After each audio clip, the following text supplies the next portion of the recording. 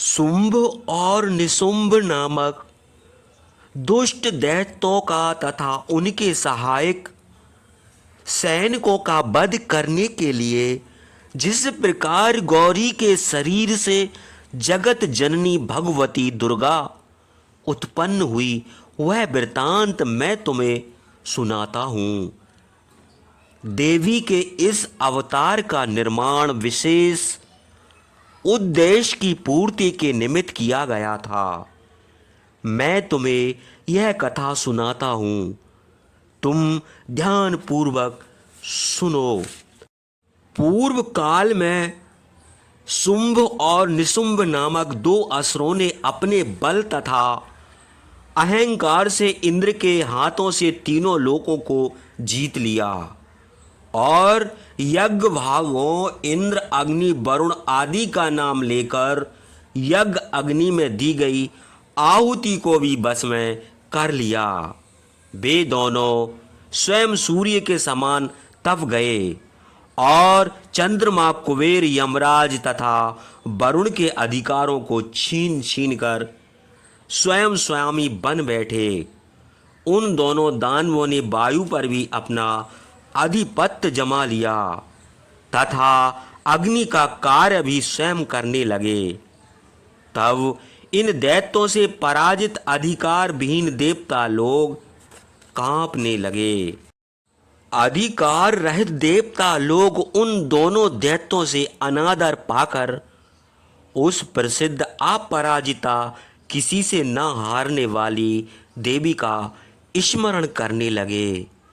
उन लोगों ने यह याद करके कि देवी ने हम लोगों को यह वर दिया है कि हे देवता लोग, विपत्ति के समय स्मरण करने पर मैं आप लोगों की बड़ी से बड़ी विपत्तियों का नाश तुरंत ही करूंगी। देवता लोग ऐसी सहमति करके पर्वतराज हिमालय पर गए और वहां उस विष्णु की माया जगजननी देवी की स्तुति करने लगे। स्तुति करते समय ही देवी गंगा स्नान के विचार से देवताओं के सम्मुख गई। सुंदर भौं वाली देवी देवताओं से बोली कि आप लोग यहाँ किसकी स्तुति कर रहे हैं। तब उस पार्वती देवी के शरीर से प्रकट होकर शिवा देवी बोली कि शुंभ निशुंभ नामक दैत्यों से पराजित सब देवता लोग मेरी स्तुति कर रहे हैं। उस समय पार्वती के शरीर कोश से प्रकट होने के कारण वह अंबिका जगत माता कौशिकी के नाम से समस्त लोकों में प्रसिद्ध हुई। उन तेजोमयी अंबिका के निकलने के बाद पार्वती की काया भी कृष्ण काली हो गई और वे काल का नाम से प्रसिद्ध होकर हिमालय में ही रहने लगी। उसके बाद निशुंभ के नौकर चंड मुंड नामक दैत्यों ने उस पर परम मनोहर रूप वाली देवी अंबिका को देखा। उन दोनों ने शुंभ से कहा कि राजन, एक परम सुंदरी अपने तेज से हिमालय को प्रकाशित करती हुई वहाँ बैठी है।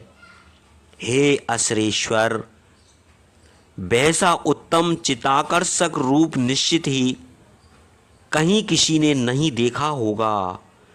अतः आप उस देवी प्रकाश ज्योति का पता लगाइए कि कौन है और उसे ग्रहण भी कीजिए। हे दैत्येंद्र, अत्यंत सुंदर अंगों वाली स्त्री रूप रतन वह देवी अपने तेज से दसों दिशाओं को प्रकाशित करती हुई बैठी है। उसकी सुंदरता देखने योग्य है। हे प्रभु, तीनों लोकों में जितने रतन मणि और उत्तम हाथी घोड़े थे, वे सभी इस समय आपके घर में शोभा पा रहे हैं। हे प्रभु, आप इंद्र के यहाँ से ऐरावत नामक हाथी, रतन और यह परिजात वृक्ष तथा उच्च श्रवा नामक उत्तम घोड़ा लाए। ब्रह्मा के यहाँ हंस जैसा आश्चर्यकारी रतन स्वरूप जो विमान था वह आपके द्वारा लाया गया, आपके आंगन में मौजूद है, और आप कुबेर से महापदम संख्या तक की संपत्ति लाए। तथा हे प्रभु, समुद्र ने आपको पराग से परिपूर्ण स्वच्छ कमलों की किजली किनी नाम की माला दी है। सोना बरसाने वाला वरुण का छाता तथा स्वेदन अर्थात रथ, जो कि पहले दक्ष प्रजापति के यहाँ था, अब आपके यहाँ है। और हे ईश, यम की मौत देने वाला मृत्यु शक्ति तो आपने छीन ली, तथा वरुण का फांस आपके भाई निशुंभ के अधिकार हाथ में है। समुद्र से पैदा हुए सभी रत्न आपके भाई निशुंभ के अधिकार में है। आपके लिए अग्नि ने भी अग्नि में तपाए हुए दो वस्त्रों को, जिस पर शत्रु के प्रहार का कोई असर नहीं होता, आपको प्रदान किया है। हे असुरराज, इस तरह से अपने दुनिया में सभी प्रकार के रत्न अधिकार आदि अपने वश में कर लिए हैं। फिर इस परम सुंदरी स्त्री रूपी कल्याणी को भी आप अपने अधिकार में करें। चंड और मुंड की इस प्रकार की बातें सुनकर शुंभ ने महाबलवान असुर सुग्रीव को दूत बनाकर देवी के पास भेजा। दैत्यराज शुंभ ने उस दैत्य सुग्रीव से कहा कि तुम देवी के पास जाकर उससे मेरी ओर से इस प्रकार मधुर शिष्ट और प्रभावी बातें करना, जिससे कि वह प्रसन्न होकर शीघ्र ही मेरे पास चली आए।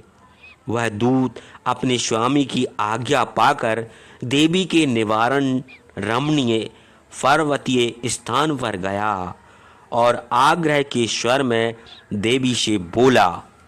दूत बोला, हे देवी, तीनों लोकों में सबसे बड़ा वीर असुरों के स्वामी दैत्यराज शुंभ है। उन्हीं के द्वारा भेजा हुआ दूत मैं आपके पास आया हूँ। उस असुर राज ने सभी देवताओं को भी अपने अधिकार में कर रखा है, तथा उसकी आज्ञा को देवताओं को भी मानना पड़ता है। तीनों लोकों पृथ्वी स्वर्ग पाताल पर उन्होंने अपना आधिपत्य जमा रखा है। सभी देवता उसके बस में है और उसने यज्ञ भाग पर भी अपना अधिकार जमा रखा है। तीनों लोकों के सभी श्रेष्ठ से श्रेष्ठ रतन उसके अधिकार में है और देवराज इंद्र के वाहन गजरूपी रतन ऐरावत को भी उस महापराक्रमी दैत्यराज ने अपने बस में कर रखा है। समुद्र के मंथन से निकले हुए 14 रत्नों में से एक उच्चैश्रवा नामक अश्व को तो देवों ने हाथ जोड़कर उसे दैत्य को स्वामी प्रसन्न करने के लिए दिया है। इन सभी के अतिरिक्त देवताओं, गंधर्व तथा सर्पों के पास जो कुछ भी अमूल रत्न मौजूद थे, उन सभी को दैत्यराज ने अपने अधिकार में कर लिया है। इस समय सृष्टि के सभी भागों पर हमारे असुर राज का ही एक छत्र राज है। हे देवी, अब इस समस्त लोक में एक सर्वश्रेष्ठ सुंदर स्त्री वे तुम्हें समझते हैं, अतः तुम भी एक स्त्री रूपी रतन ही हो, इसलिए तुम हमारे पास आ जाना चाहिए, क्योंकि हम लोगों के पास तुम्हारे अलावा सभी रतन हैं तथा हम लोग सभी प्रकार के रत्नों को भोगने वाले हैं। हे चंचल कटाक्षों वाली सुंदरी स्वामी ने ऐसा आदेश भेजा है कि तुम मेरे या मेरे महापराक्रमी छोटे भाई निशुंभ के साथ रहो। तुम हम दोनों से किसी का एक का वरण कर लो। सुंदरी, अगर तुमने मेरा वरण किया तो मैं तुम पर प्रसन्न होकर तुझे अतुल अनंत ऐश्वर्य को प्रदान करूँगा। अतः बुद्धि विवेक से सोचकर मेरी अर्धांगिनी बनना स्वीकार करो। शुंभ के दूत द्वारा इस प्रकार की बातें सुनकर संसार की रक्षा करने वाली भगवती दुर्गा गंभीर होकर हास्यपूर्वक बोली। देवी बोली, दूत तूने सब सही कहा है, इसमें तनक भी संदेह नहीं है। तीनों लोकों का स्वामी शुंभ है तथा उसका भाई निशुंभ भी वैसा ही शूरवीर है। परंतु दूत, मैंने एक प्रतिज्ञा की है और उस प्रतिज्ञा को मैं अब तोड़ नहीं सकती। तुम यह मेरी नासमझी भी कह सकते हो, लेकिन फिर भी मुझे अपनी प्रतिज्ञा पूरी करनी ही पड़ेगी। मेरी प्रतिज्ञा सुनो। मेरी प्रतिज्ञा है कि मैं उसी को वरण करूंगी जो मुझसे अधिक पराक्रमी, बलवान तथा शूरवीर होगा तथा युद्ध में मुझे पराजित कर मेरे गर्भ को नष्ट कर देगा।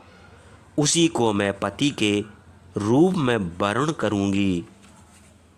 अतः हे दूत, तुम शुंभ या निशुंभ से जाकर मेरी प्रतिज्ञा कहो तथा मेरे साथ युद्ध करके मुझे जीत कर मेरा पानी ग्रहण कर मुझे जल्दी से जल्दी अपने राजमहल में ले जाने के लिए कहो।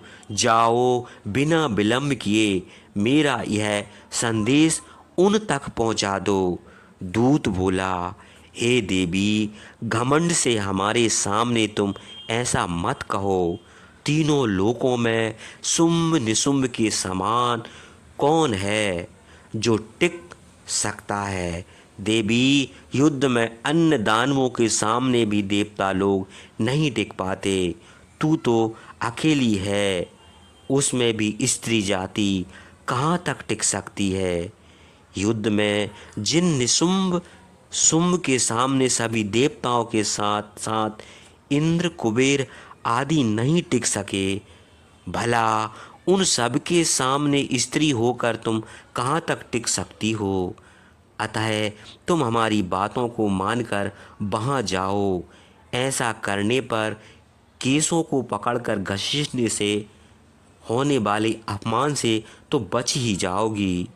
देवी बोली, हे दूत, यह सही है कि शुंभ और निशुंभ अत्यंत बली हैं, किंतु क्या करूं, पहले बिना सोचे विचारे ही मैंने प्रतिज्ञा कर ली थी। अतः तुम अपने स्वामी के पास जाओ और सम्मान पूर्वक उन्हें मेरी प्रतिज्ञा से अवगत कराओ। उसके पश्चात वे जो भी उचित समझेंगे करेंगे। दूत ने देवी के मुख से ऐसे कठोर वचनों को सुनकर अत्यधिक दुख के साथ अपने स्वामी शुंभ के पास जाकर उसे विस्तार पूर्वक सारा दूत के मुख से